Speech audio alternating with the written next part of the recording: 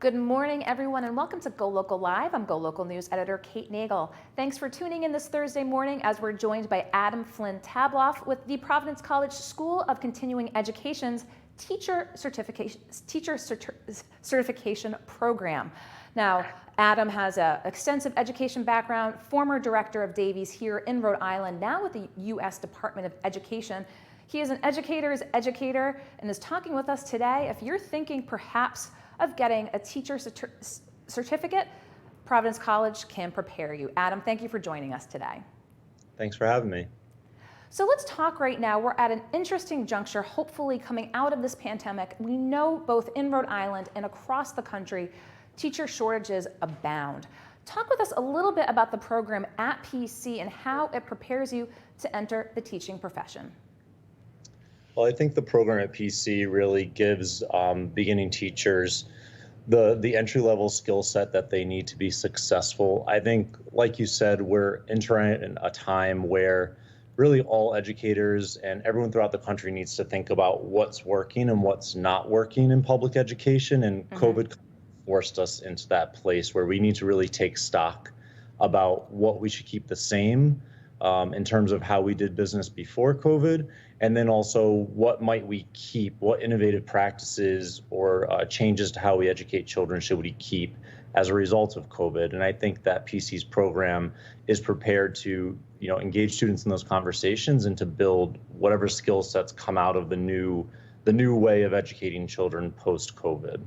Now, there are certainly some, as you said, concrete skills that are taught at PC and can be applied anywhere. And let's go through those a little bit, Adam, what students learn in the program. Let's talk a little bit mindset, classroom management, and then finally, data-driven teaching and results. How does PC prepare you for teaching in the mindset? We all know it can be a trying and challenging profession. Let's talk a little bit about that. Sure. There's lots of times where people will ask me, what do teachers need to be successful? And I always say the first thing they need is the right mindset entering the field. So you have to go in both with the initial mindset that all students can learn, and you also have to have the understanding that we need to be prepared to meet students where they are and to differentiate our approach and our instruction based upon the prior knowledge students have and their interest and what engages them. And PC prepares students for that. It really ensures that when you go into the classroom, you have that, growth mindset, as it's often called, to meet students where they are and to, individualize your instruction so that all students can be successful. That's first and foremost. Teachers have to have that mindset that all students can learn and be successfve. After that, I think it kind of goes into, like you said, it's classroom management. That might seem obvious to a lot of people, but I've seen in my career in education, it's often where beginning teachers struggle the most because, it's hard. It's hard to do. So let's talk a little bit about that. How do you equip potential teachers with those skills to go in? And as you said, can be very daunting.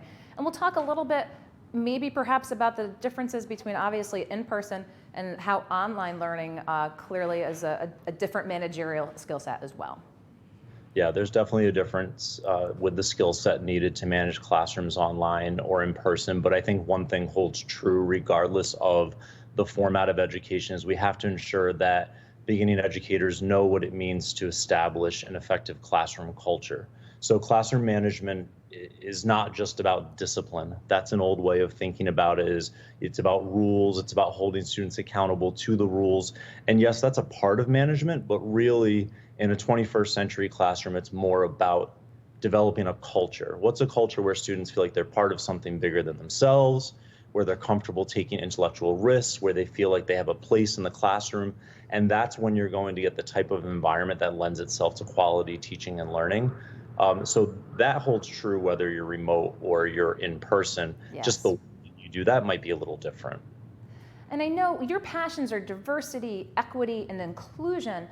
Let's talk a little bit about that, how PC prepares teachers in those particular aspects. Sure. I mean, especially for teachers really throughout the country, but Rhode Island's students that we're educating are becoming more and more diverse in terms of their, race and ethnic background And also we have more and more multilingual learners probably than ever before. So students need to be prepared to, again, differentiate both their instruction and what we really look at in my class, their assessment practices to meet the really diverse group of students that they're going to be tasked with educating. We can't have this idea that one treatment for an entire group of students will work for all students. We have to be prepared to find what they need and give them a more individualized instruction and assessment.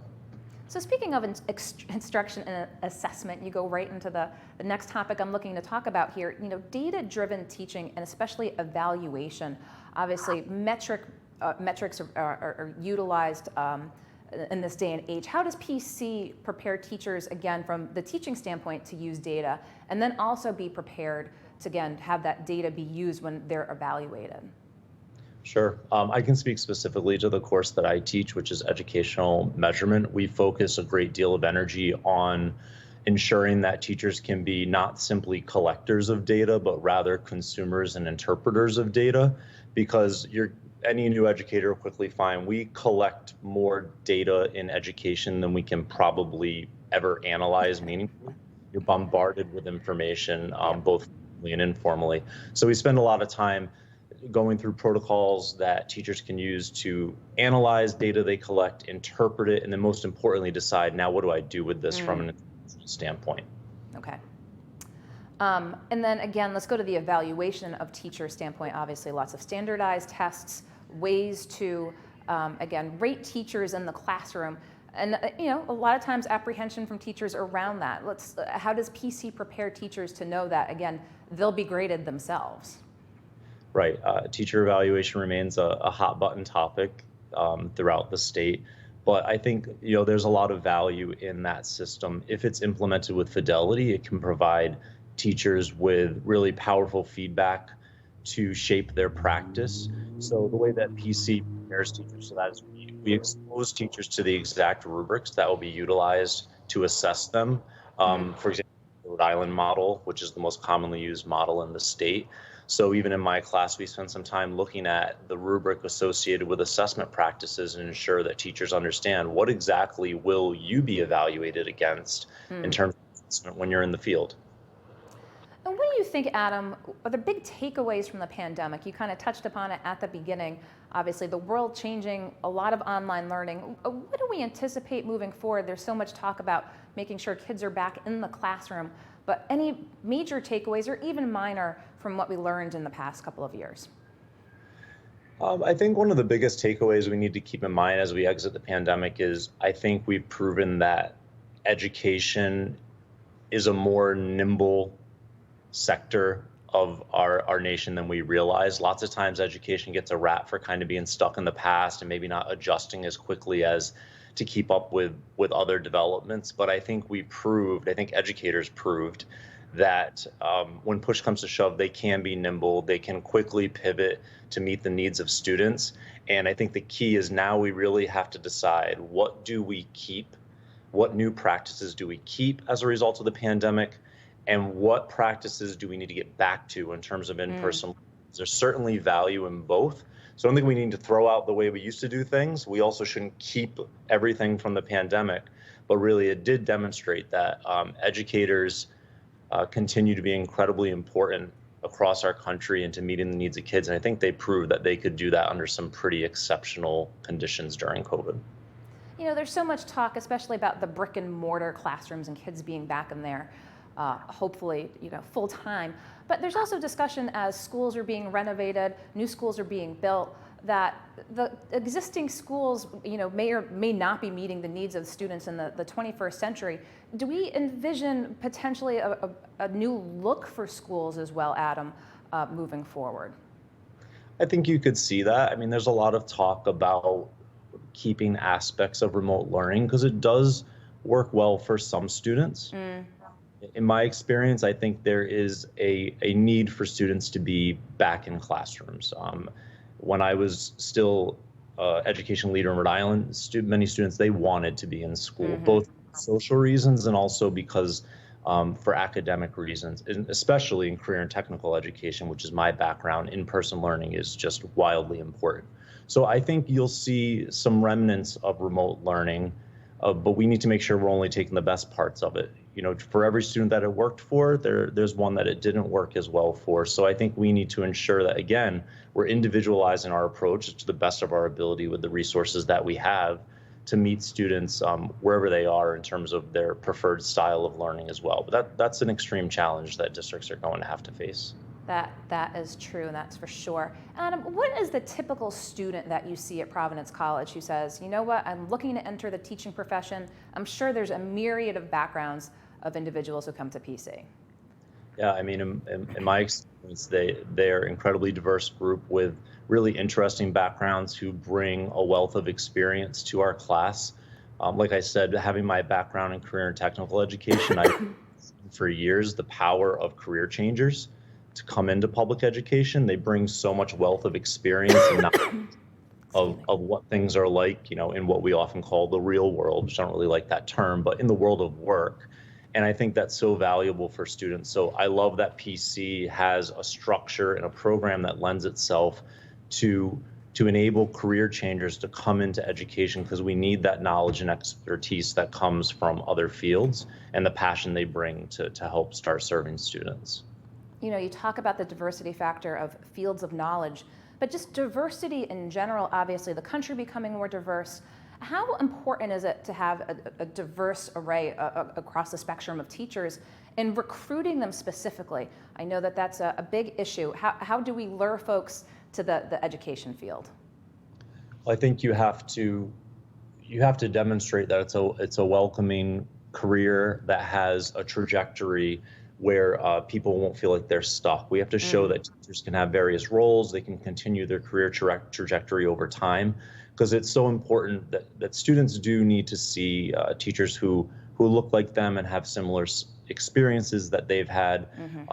It helps to engage those students. So I think we need to really think through, how do we ensure that we're lifting up the profession and showing both the general public and interested potential educators what a wonderful career they can have in public education, and really focus on the positives. It's a challenging, difficult career, but it's probably the most rewarding career you can have as well. So we need to highlight and elevate that. Okay, as we're looking for more teachers here in Rhode Island and across the country, do you think, are we starting to see the numbers come up? Is there a renewed interest in the field to say, you know what, I really want to help tomorrow's youth and get in the classroom? Yeah, I can't really speak to numbers. I'm not really sure what we're looking at, quantifiably, but I think anecdotally, we all know that COVID has resulted in a large number of people making career changes, and we had a lot of time to think about what the next chapter of our lives is. So I think there's probably more people out there than ever before who are asking themselves, what's next? And I would just implore people, consider education. We need dedicated, qualified people to bring a diverse skill set to public education in the United States. And I think they'll find it's a wonderful career where they can really apply their skills and make a meaningful difference. So I think it's time for people to, if you are thinking of a change, consider public education. There's a place for you. Okay, and of course, consider Providence College's School of Continuing Education. Adam Flynn Tabloff, I really appreciate your taking the time today to Skype in and share with us what folks might need to know. And if you're watching, we'll provide links to PC as well. So Adam, thank you very much, and thank you for watching today. Thanks for having me.